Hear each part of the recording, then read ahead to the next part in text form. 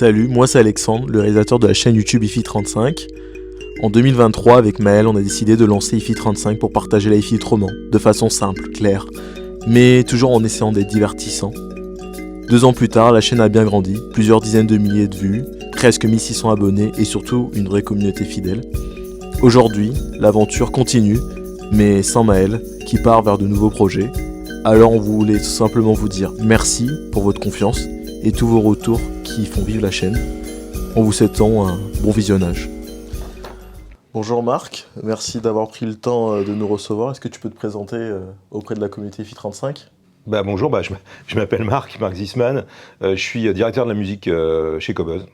Ok, super. Alors aujourd'hui, on va faire une vidéo autour du sujet de l'écoute en Hi-Fi. Et je voulais commencer par une question simple. Quel est ton rapport à la musique ? Vaste sujet.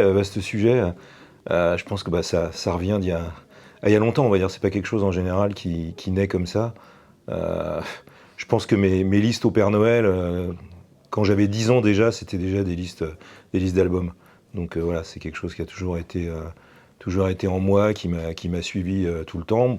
Je pensais sans doute peut-être pas travailler dans la musique, comme on dit, avant de rentrer dans la vie professionnelle. Il y a eu parfois des hasards, effectivement. Donc mon rapport à la musique, il est presque, il est physique, ça c'est sûr. Il est presque obsessif aussi, je pense, obsessionnel, je sais pas comment on devrait dire. C'est mon quotidien. Quand je travaille évidemment chez Cobuzz, c'est un peu au centre de la centrale nucléaire Cobuzz, mais même moi, personnellement, j'en écoute tout le temps. C'est une véritable drogue, et je pense, comme beaucoup de personnes, c'est aussi des balises. Ça rythme un peu, ça a rythmé toujours ma vie et ça continue à le faire. Et je pense que, voilà, comme tout le monde, on a des musiques, des albums, des moments qui sont de notre vie qui sont liés à certaines musiques. Super. Et comment tu écoutes la musique ? Et est-ce que tu as un rituel en particulier ?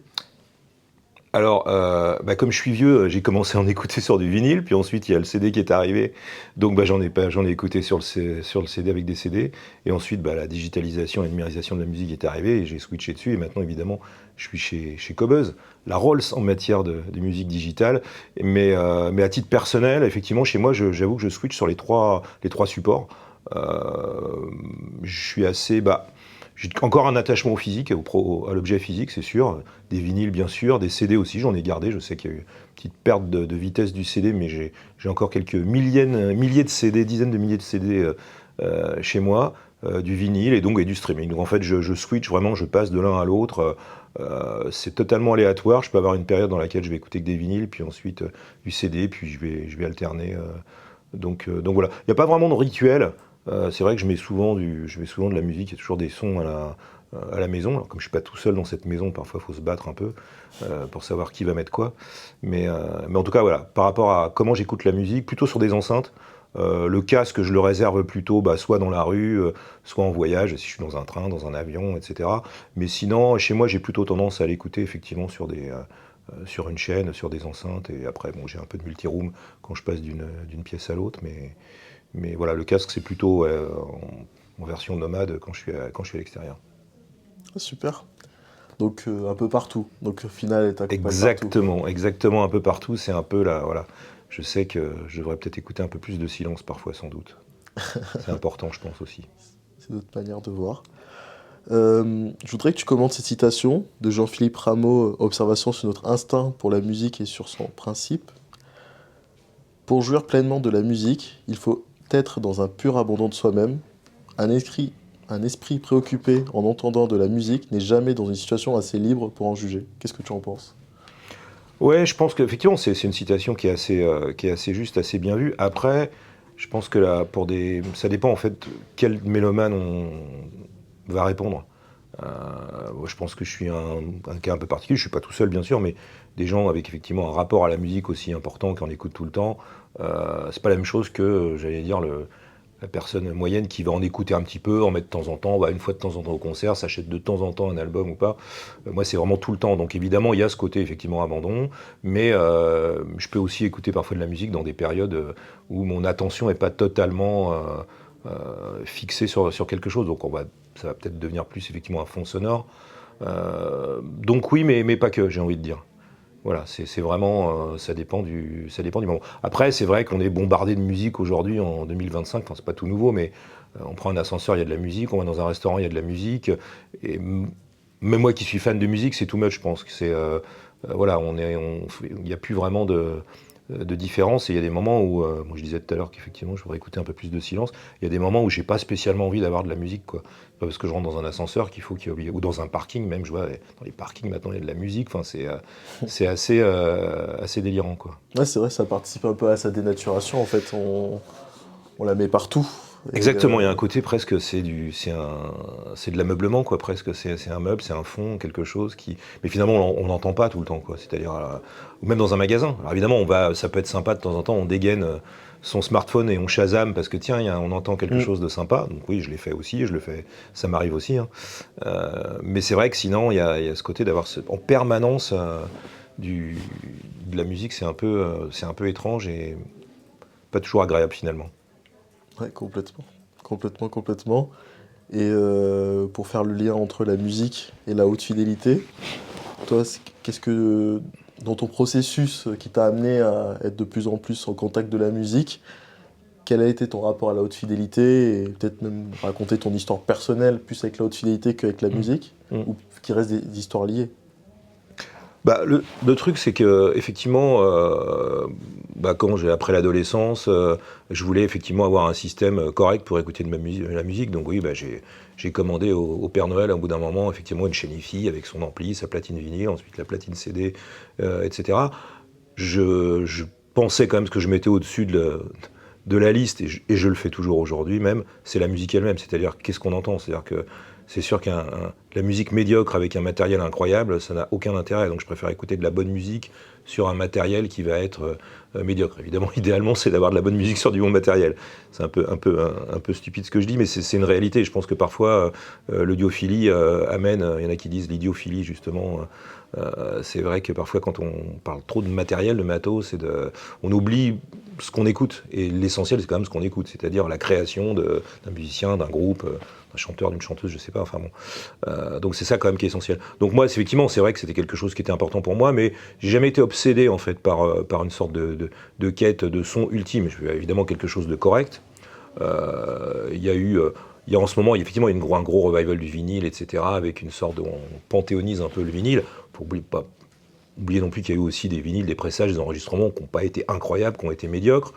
On a tendance un petit peu je trouve, à cracher beaucoup sur le CD. Il y a eu quand même des CD, alors peut-être pas au tout début du CD, au début des années 80, mais par la suite, des remasterisations et des versions de CD qui étaient vraiment intéressantes au niveau sonore et qui ont permis de faire redécouvrir des choses. C'est là où ça devient intéressant. Il y a eu des grands albums historiques de l'histoire du rock ou de la musique qui ont été remasterisés et qui finalement ont permis de découvrir des choses qu'on n'entendait pas sur les vinyles parfois. Donc ça pouvait être intéressant.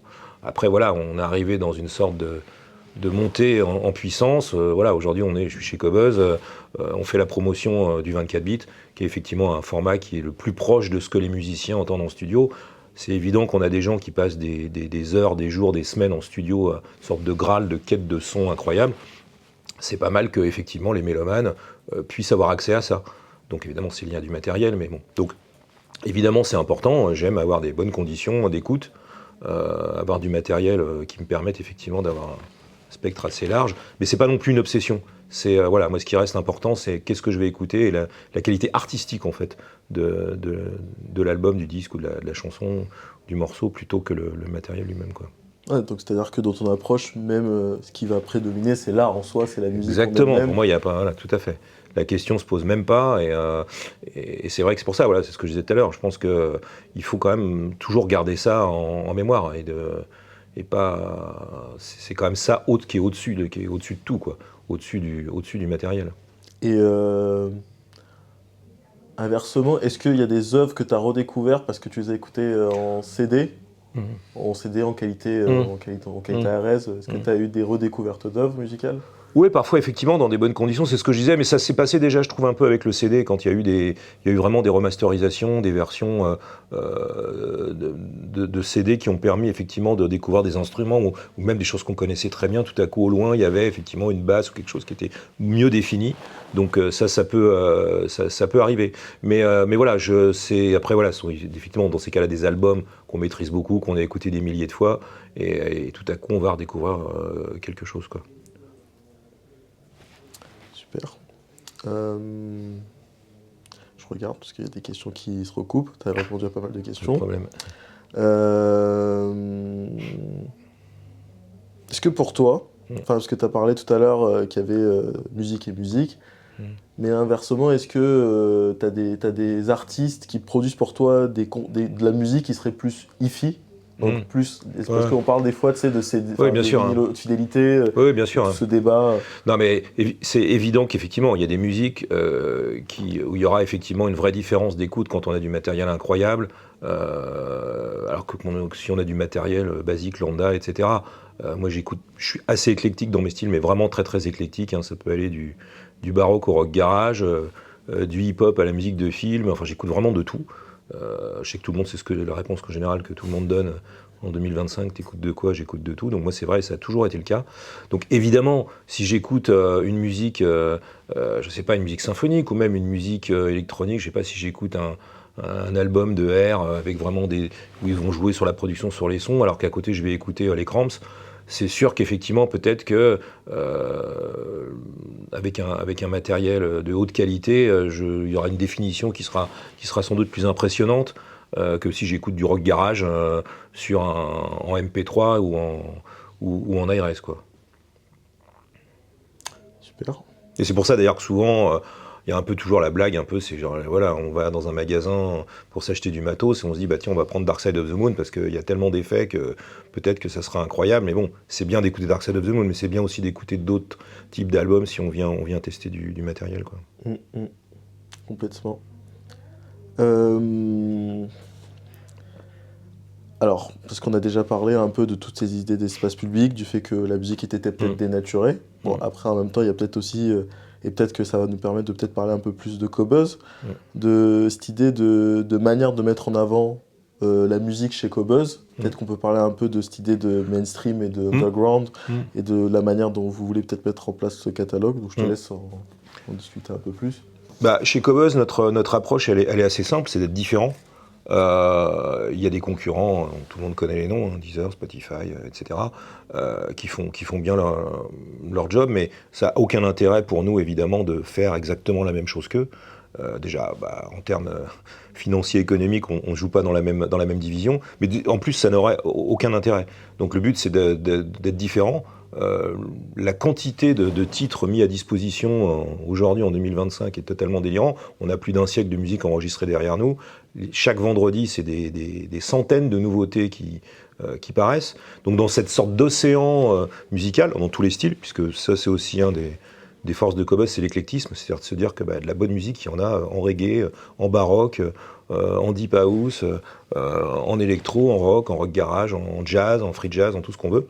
Et c'est justement dans cet océan de sorties hebdomadaires, de montrer au public curieux qu'il y a des choses effectivement intéressantes qui sont parfois pas mises en avant par les plateformes. Donc on a pour ça une grande équipe d'experts dans tous les styles qui va diguer, qui va préparer, qui va écouter en amont, qui va au concert, qui s'intéresse, qui est vraiment totalement connecté. Et pour dans chaque genre, effectivement, chaque semaine, un peu sélectionner quels sont les albums. Oui, en plus j'ai dit le mot album, oui, on est en 2025 dans l'ère de la playlist et de la track, mais on continue encore à favoriser le format album chez Qobuz. Évidemment, on a des tonnes de playlists faites à la mano. Donc le but, c'est vraiment de proposer une couleur un peu éditoriale, un peu finalement comme un magazine, on pourrait dire, ou comme une radio. On sait que par exemple, si on écoute FIP, on sait le genre de musique qu'on va avoir. Si on écoute Nova, on sait le genre de musique qu'on va avoir. On essaye aussi chez Qobuz d'avoir un ton différent.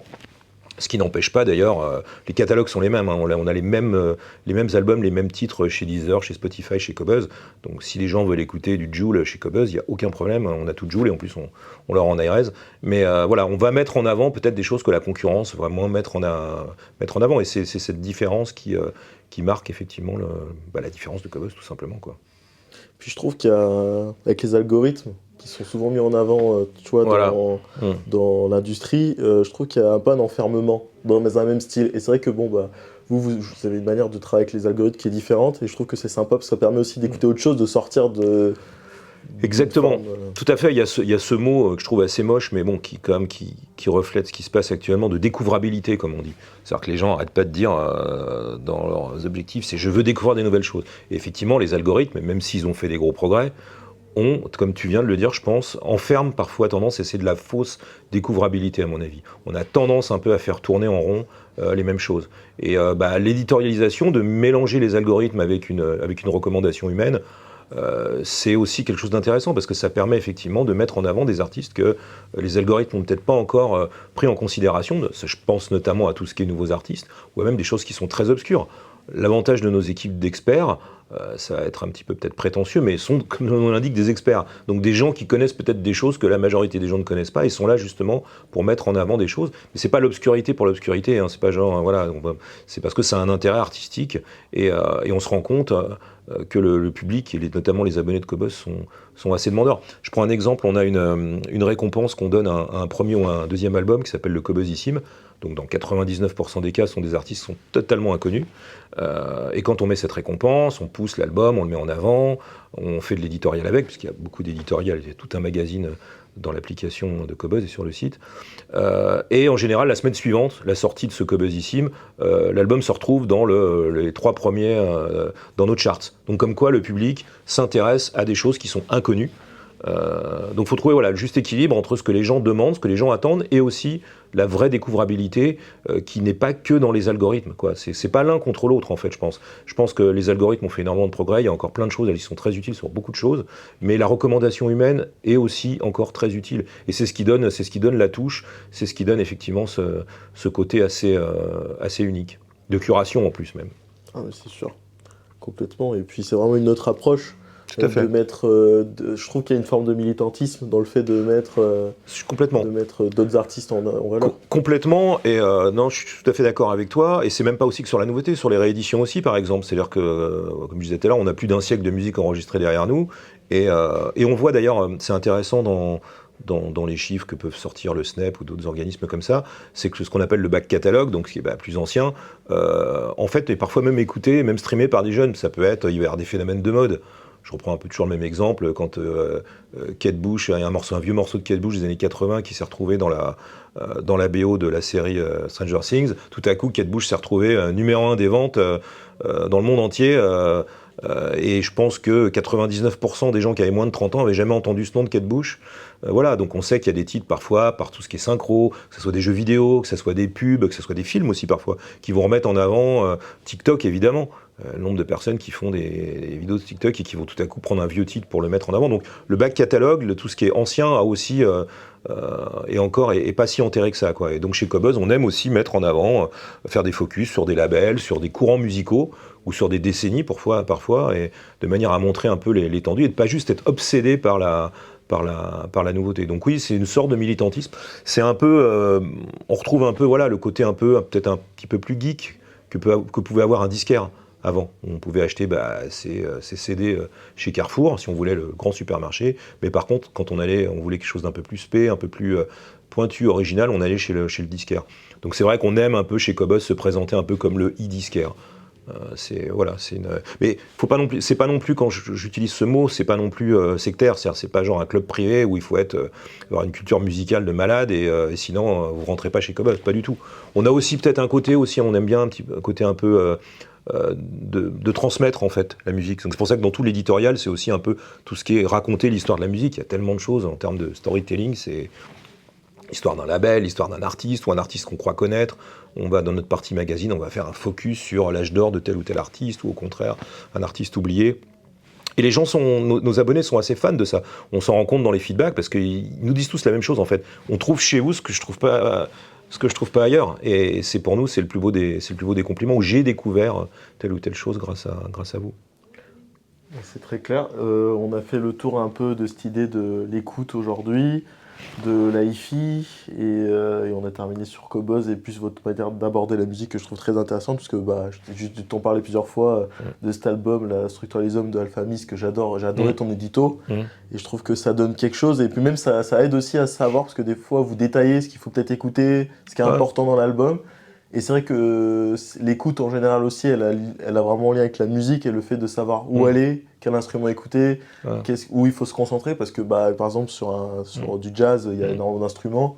Donc peut-être, est-ce que tu aurais des clés, des conseils, toi qui as écouté tellement d'albums, pour peut-être guider quelqu'un qui parce qu'en fin de compte, c'est vrai que si on sort de cette idiophilie, c'est-à-dire du matérialisme, et que vraiment on a envie de réécouter de la musique, parce qu'en fin de compte, si on aime la musique, que ce soit avec n'importe quel biais, on aime la musique, c'est pas le matériel qu'on aime.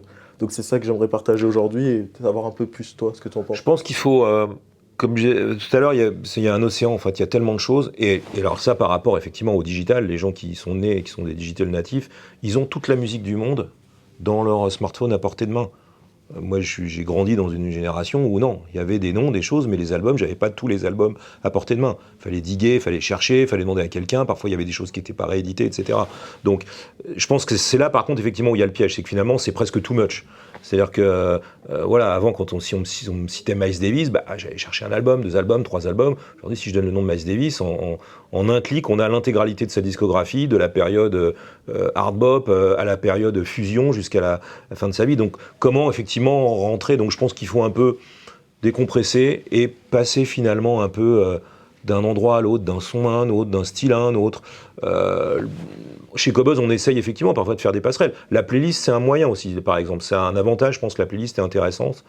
Comme je disais, on continue à glorifier le format album, mais la playlist peut permettre justement un peu ce côté voyage, c'est-à-dire de passer d'un son à l'autre, d'une production à un autre, de s'ouvrir peut-être à d'autres choses. Avant, on le faisait via quoi? On lisait une pochette, on lisait un article dans un magazine, où le groupe dont on était fan, tout à coup, disait que ma plus grosse influence, c'est tel artiste. Et le tel artiste, on n'avait jamais entendu ce nom-là. Donc, il y a quand même ce côté un petit peu presque ludique dans la musique que je trouve qui est assez intéressant. Donc chez Cobuzz, oui, on propose plein de clés d'entrée au niveau éditorial, par exemple. Un courant musical en 10 albums. Dans nos chroniques d'albums, là tu citais celle d'Alphamis, mais effectivement on essaye toujours de trouver le juste équilibre entre donner des informations aux mélomanes, aux fans, des billes, des tickets d'entrée, peut-être pourquoi pas de l'ouverture sur d'autres sons, en disant oui tiens, tel mec il a plutôt écouté telle ou telle chose, et ainsi de suite. C'est génial parce que c'est un voyage, en fait, c'est un voyage sans fin, en fait, c'est infini. Le streaming a en plus permis, je trouve, une sorte d'ouverture un peu des oreilles. Les gens passent plus facilement d'un style à un autre, ce qui était moins le cas, je pense, il y a 20 ou 30 ans. Les gens étaient un peu plus dans des castes, je trouve. Aujourd'hui, on slalome vachement, on peut avoir un genre de prédilection, on peut être fan de, je sais pas moi, de hip-hop, mais on pourra aussi écouter, pourquoi pas, de temps en temps, des morceaux de rock, voire de classique ou autre. Et donc c'est ça qui est plutôt excitant. Et nous, on fait la promotion de ça chez Cobuzz. C'est écouter de tout, il y a de la bonne musique dans tous les styles. Et l'avantage, voilà, vous payez finalement le prix de ce qu'était un CD il y a 20 ans. Aujourd'hui, on a accès à toute la musique du monde pour le même prix, et en plus en qualité incroyable. Donc faut en profiter, quoi. Ok, pour terminer, 2 questions. Pour toi, comment va être le futur de la musique? D'essayer de répondre rapidement. C'est quelque chose. Et un album que tu aimerais conseiller, qui vient de sortir cette année. Un album que je trouve bien, que tu aimerais conseiller, dans le style que tu veux. Futur de la musique, j'en sais strictement rien. Je pense que tout va tellement vite. Là, par exemple, en ce moment, voilà, on parle de l'IA, donc c'est le sujet du moment. On est en 2025. C'était un mot, on le liait pas à la musique il y a 2 ans. Il y a 10 ans, on parlait que de MySpace. MySpace n'existe plus. TikTok, qui est au centre beaucoup de découvertes musicales de beaucoup de monde, c'était un mot qui n'existait pas il y a 5 ans. Donc, qu'est-ce qu'il va y avoir dans 5 ans? Je parle même pas dans 20 ou 30 ans. J'en sais rien. Je sais pas du tout. Moi, je trouve que c'est une période qui est assez fascinante. Moi, comme j'ai l'avantage d'avoir vécu effectivement cette période du physique, le passage du physique au digital, par exemple. Donc, il y a eu des révolutions. Je pense qu'au début, la dématérialisation de la musique, c'était une vraie révolution.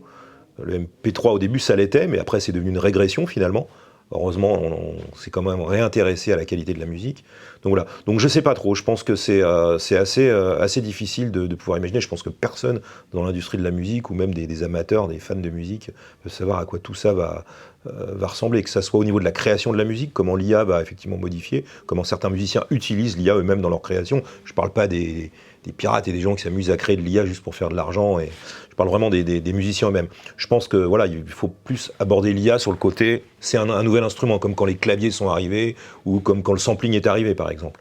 Donc il y a sans doute un intérêt par rapport à ça. Par rapport à la consommation de la musique, je sais pas trop. Je pense qu'effectivement, c'est devenu une sorte de robinet maintenant, la musique. On a un robinet, on a de la musique tout le temps. Le passive listener, comme on dit, c'est-à-dire que la personne qui lance le flow de son service de streaming et qui se laisse guider par ce que l'algorithme lui propose, ça convient à beaucoup de monde. Voilà, moi je milite encore pour tout ce qu'on a évoqué, c'est-à-dire le côté un peu fan, le côté geek, de transmission, de passion. Voilà, j'écoutais ça, tiens, j'ai redécouvert telle chanteuse morte il y a 10 ans, etc., obscure, etc. Tout ce qui va autour, tout cet imaginaire, je trouve, est assez fascinant, génial, et peut toucher plein de générations, en fait. Même ceux qui sont nés exclusivement dans le digital et pour qui un support physique, ça n'a pas de sens, que pour les plus anciens. Choisir alors là j'avoue un album récent, qu'est-ce que j'écoute? Attends, là tu me prends un peu au dépourvu, j'avais pas vu cette question. Sinon j'aurais réfléchi à qu'est-ce que je pourrais te citer qui est sorti cette année, qui m'a bien... Un album en ce moment que j'aime bien, que j'écoute bien, c'est le nouvel album des Liminianas, c'est ce groupe, ce duo qui vit à côté de Perpignan, qui fait une sorte de rock, on pourrait dire garage plutôt, avec un son très 60s, avec des guitares, la reverb, et qui a la particularité d'avoir toujours plein d'invités avec eux. C'est un peu comme une sorte de famille, donc il y a des gens avec lesquels ils travaillent depuis longtemps. Je pense à Bertrand Belin par exemple. Là sur le nouvel album qui s'appelle Faded, donc il y a un morceau avec Bertrand Belin, mais il y a aussi Bobby Gillespie de Primal Scream. Il y a Jon Spencer, de Jon Spencer Blues Explosion. Donc ils sont assez, en fait, ils ont un côté un peu culte, et même en Angleterre ou aux États-Unis, il y a pas mal de gens chez qui Iggy Pop est fan d'eux. Dans ses émissions de radio, il les programme souvent. Et donc voilà, ils ont sorti un nouvel album qui s'appelle Faded, et qui mélange un peu ces sonorités un peu 60s, un peu garage. Ils ont fait un album, l'album d'avant était avec Laurent Garnier, donc ça prouve que ce sont des gens quand même qui sont assez ouverts, donc avec une sorte le pape de la techno, de l'électro en France, et les princes du rock garage. Ça fait une sorte d'association que j'aime beaucoup. Je trouve que ils ont toujours des bonnes compositions, les textes sont quand même assez excellents, leur collaboration aussi. Et je parlais d'éclectisme tout à l'heure, on aime bien chez Cobuzz militer pour l'éclectisme, mais finalement ce groupe, c'est rock, en prouvant justement quand ils travaillent avec des gens comme Laurent Garnier, qu'ils sont aussi très éclectiques. Donc je vous recommande cet album des Liminianas qu'on avait mis en album de la semaine lorsqu'il est sorti. Voilà. Merci Marc. Merci à toi pour toutes ces questions.